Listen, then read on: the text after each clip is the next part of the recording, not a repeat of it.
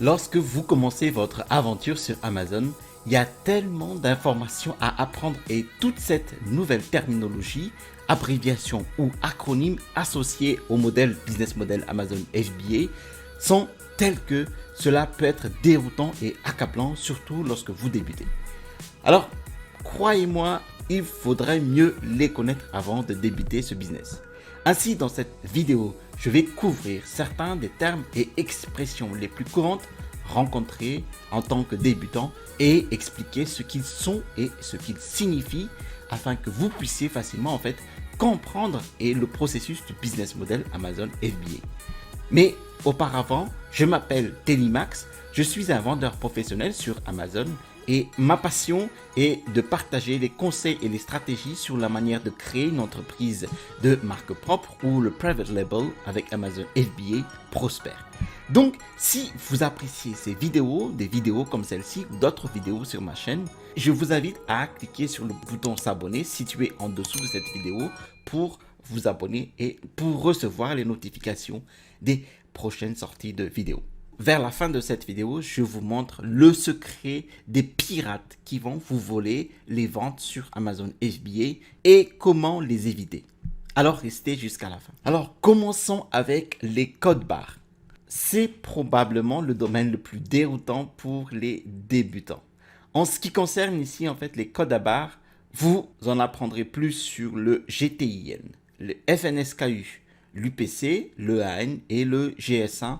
Et vous avez ici une vidéo qui explique ces codes à barres sur l'onglet I.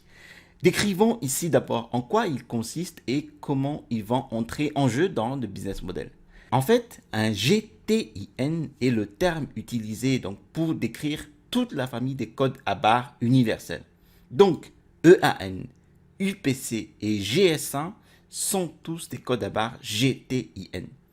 Alors, voici à quoi ressemble un code à barres EAN. Et vous devriez vous familiariser avec ces codes car vous les avez probablement vus sur l'emballage de tout ce que vous avez acheté dans un magasin. Ce code à barres indique comment les magasins en détail identifient des produits individuels afin de suivre leurs ventes et leur stock. Alors, voici comment un magasin sait ce que vous avez acheté et combien vous facturez pour passer à la caisse dans un magasin ou faire des achats en ligne. Chaque produit a son propre code à barres unique. Aucun produit ne porte donc le même code à barres. Lorsqu'il s'agit de vendre des produits de marque propre sur Amazon, vous devez acheter un code à barres EAN pour chacun de vos produits. Lorsque vous créez votre fiche produit, vous devez entrer le code à barres EAN sur l'onglet, sur le champ dédié et Amazon générera ce qu'on appelle un code à barres FNSKU pour votre produit. Alors, le code FNSKU est ce qu'Amazon utilise pour suivre les produits sur leur marché et dans leur entrepôt. Comme vous pouvez le constater, le FNSKU ressemble beaucoup à un code à barres EAN. C'est comme un EAN mais c'est seulement valide dans l'écosystème d'Amazon. Ce que vous devez savoir, c'est que vous êtes tenu par Amazon de mettre le code à barres FNSKU sur chaque unité individuelle de votre produit et non le code à barres EAN. C'est le point dont beaucoup de débutants se trompent. Alors, il faudra mettre d'abord le code EAN et si vous avez le code FNSKU, vous collez le code FNSKU au-dessus de tout code EAN. Maintenant, ce que je peux vous dire, c'est que chacun de vos produits nécessite un code à barres EAN unique. Alors, je veux dire par là que chaque produit a son code unique dédié. Si vous vendez par exemple des presse-citrons et que vous commandez 500 unités à vendre, vous n'avez pas besoin de 500 codes à barres EAN. Vous n'avez besoin que d'un seul, car vous ne vendez qu'un seul type de presse-citron. Maintenant, si vous avez des variantes de cette presse citron, chaque variante aura besoin de son propre code à barres EAN unique. Cela nous conduit au prochain terme qui est une unité. Mais qu'est-ce qu'une unité? Eh bien, une unité est un élément de tout ce que vous vendez. Si vous vendez par exemple des presses citron, eh bien une presse citron est considérée comme une unité.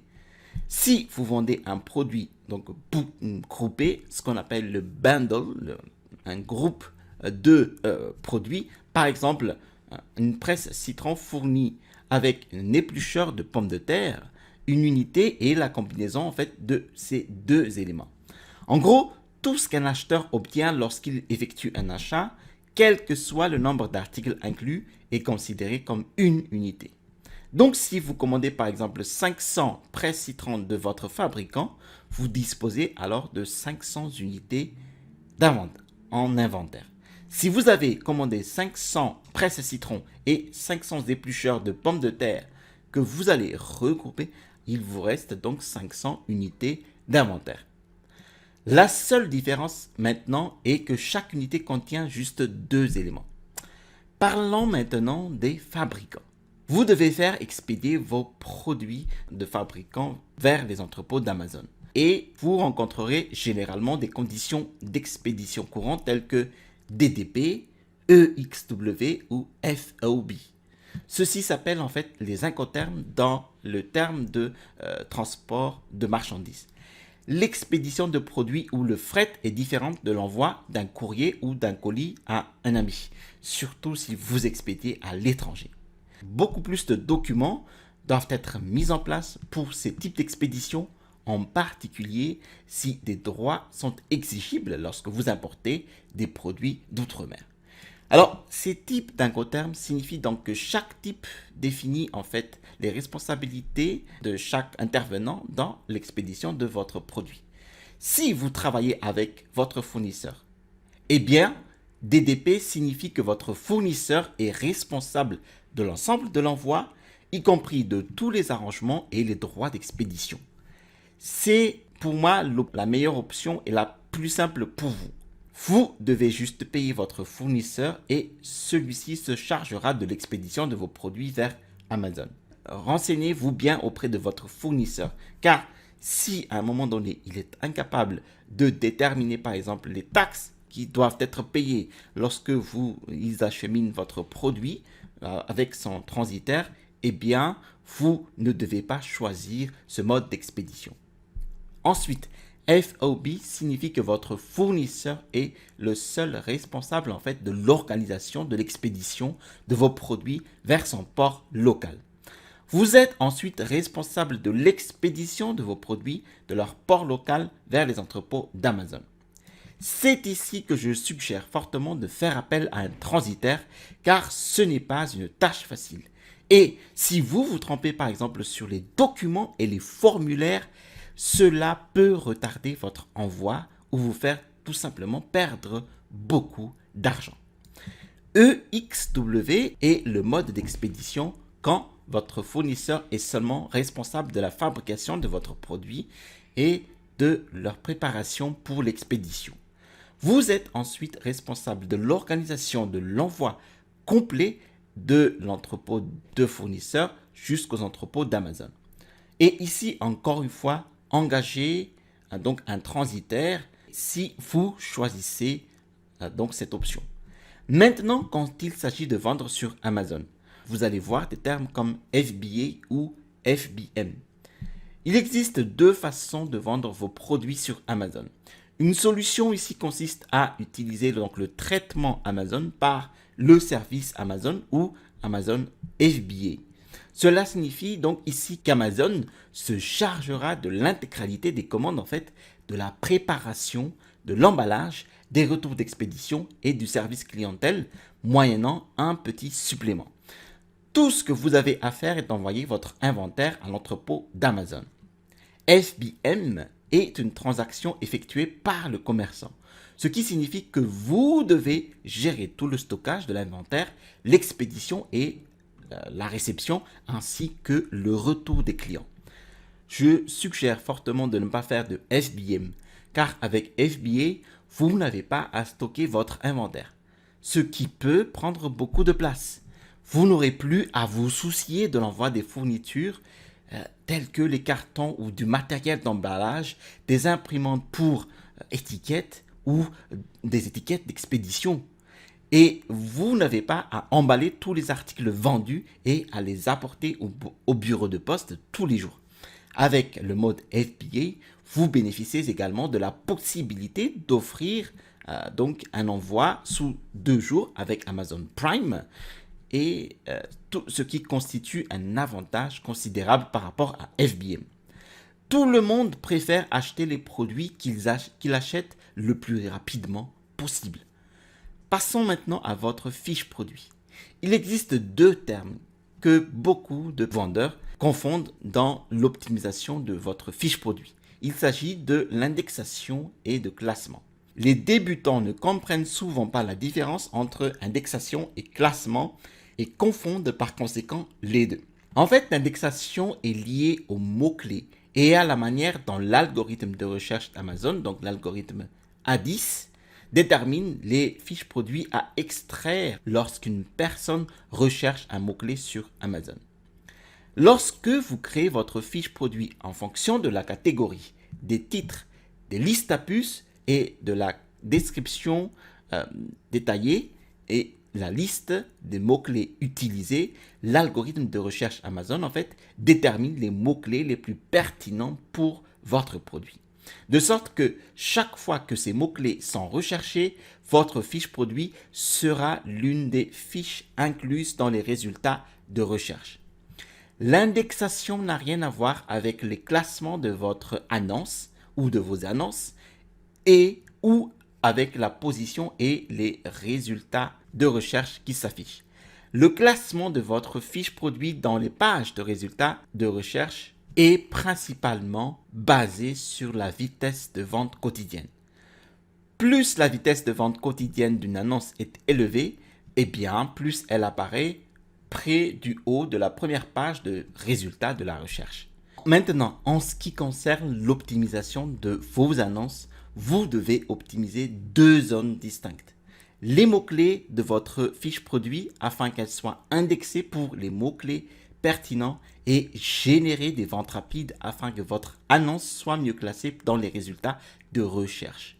Maintenant, en ce qui concerne votre fiche et le lancement d'un produit, vous avez peut-être vu des gens parler de pirates et de leur degré de nuisance.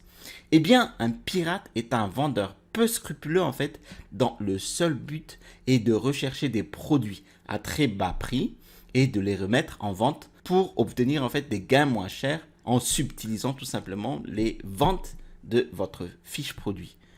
Par conséquent, il va remporter en fait ce qu'on appelle la boîte d'achat, donc le bouton d'achat ici, et il va voler vos ventes. En ce moment, les pirates sont devenus problématiques car ils sont devenus plus populaires auprès de ces types de vendeurs peu scrupuleux. Et vous êtes quasiment assuré de les rencontrer lors de lancement de produits si vous faites des promotions à prix très réduit. Donc, le dernier élément que je vais couvrir ici est la boîte d'achat. Alors, ce bouton d'achat est le bouton acheter de votre annonce sur lequel en fait un acheteur clique pour acheter votre produit, comme vous voyez ici. Vous pouvez perdre votre achat de plusieurs façons, notamment en raison des pirates. Alors, je vous donne un exemple ici. Nous sommes sur Amazon et nous avons choisi donc ici le mot-clé presse citron. Et nous descendons dans la barre de recherche et nous pouvons déjà voir ici le premier vendeur, Tucnon. Voilà. Donc, nous avons ici la fiche produit donc, de Tucnon, sa presse citron. Alors, ici, sa presse citron manuelle et qui est vendue par Tucnon ici. Et nous voyons ici donc voilà tous les produits qu'il vend en fait sur la marketplace et nous voyons ici donc Tucnon et un autre vendeur qui s'appelle Jaclassi L sur la boîte d'achat. Donc ici si un client clique sur le bouton ajouter au panier, eh bien c'est le vendeur Jaclassi qui va récupérer tout simplement les ventes. Alors, Jaclassi, c'est ce vendeur-là, avec donc sa boutique. Voilà, ici. Bon, c'est un vendeur, c'est une entreprise chinoise, donc on reconnaît tout de suite par la mention LTD. Voilà. et nous revenons sur Tucnon et nous allons regarder d'autres produits vendus par Tucnon. Par exemple, ici, la brosse à dents chien et nous allons regarder ce produit-là. Eh bien, nous avons bien cette brosse à dents chien ici vendue par Tucnon et nous avons bien ici la compagnie, donc la société Tucnon qui vend cette brosse à dents. Donc là, cette fiche produit n'est pas piratée. Voilà. Donc ici, nous avons bien le vendeur professionnel Tucnon. Ici, c'est un autre vendeur, donc Jacques Lassie, donc c'est celui-là qui vend, qui récupère les ventes lorsqu'un client clique sur ajouter au panier. Voilà, alors comment éviter ces pirates? Tout simplement, déjà, en vérifiant presque tous les jours votre fiche produit et en bien vérifier ici que vous êtes bien détenteur de la boîte d'achat ici ajoutée au panier. Que vous êtes bien ici mentionné ici après l'expression, donc le terme vendu par. J'espère que cette vidéo vous a plu. Si vous avez des questions, eh bien, je vous invite à les poser en description de la vidéo. Si vous avez apprécié cette vidéo, eh bien, je vous invite à cliquer sur le bouton s'abonner situé en dessous de cette vidéo pour recevoir les prochaines notifications de vidéos. J'ai aussi mis en description de cette vidéo mon e-book, les 5 étapes pour construire un business à succès avec Amazon FBA. Eh bien, dans cet e-book, vous allez trouver les stratégies, les techniques qui m'ont permis d'installer ma première boutique à succès avec Amazon FBA. Vous allez trouver ici au-dessus le bouton pour vous abonner et à droite de cette vidéo, les démarches pour valider un à un votre potentiel produit à vendre sur Amazon FBA. Allez, à la prochaine vidéo et restez toujours curieux.